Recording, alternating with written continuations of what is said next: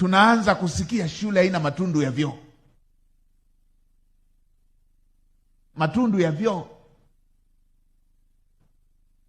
Yaani kwenye nchi ambayo tunajenga reli ndefu kuliko zote Afrika, alafu tuwe tunaongea kwamba kuna shule haina matundu ya vyoo. Nimesema miezi 6 baada ya bajeti, halmashauri ambayo nitasikia hakuna matundu ya vyoo, watoto wanapanga foleni kwenda kujisaidia, huyo mkurugenzi atakuwa amekosa kazi.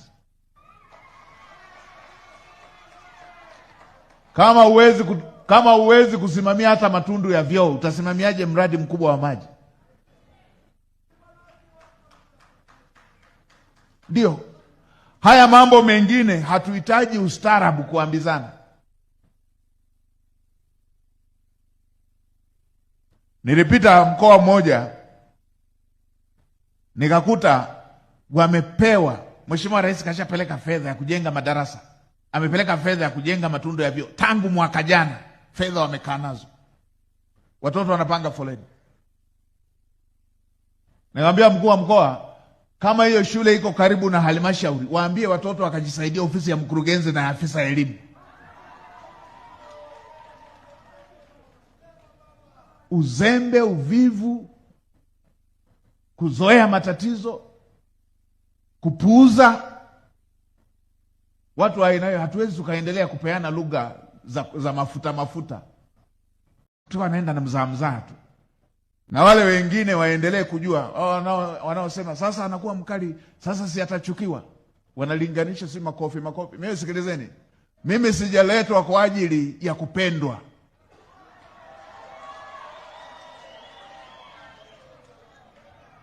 Najua majizi atanichukia, najua wavivu atanichukia, mazembe atanichukia, na mimi nitalala nao mbele wote hao. Lazima mali ya umma iheshimiwe. Ndio.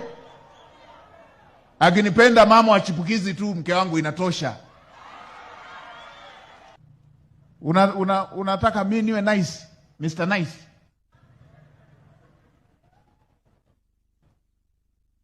Niwe poa.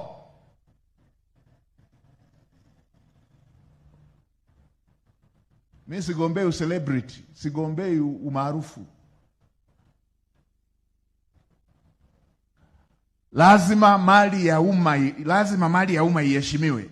Lazima wanyonge wa nchi hii waone na wenyewe Tanzania ni mali yao. Kuna watu wakishakuwa na fedha wanadhani wao ni wa Tanzania na nusu, na maskini ni nusu wa Tanzania. Sasa hivi kama mnadhani maskini ni nusu wa Tanzania, sasa nusu maskini, nusu wa Tanzania, maskini sasa mwaka huu ameshazalisha waziri mkuu.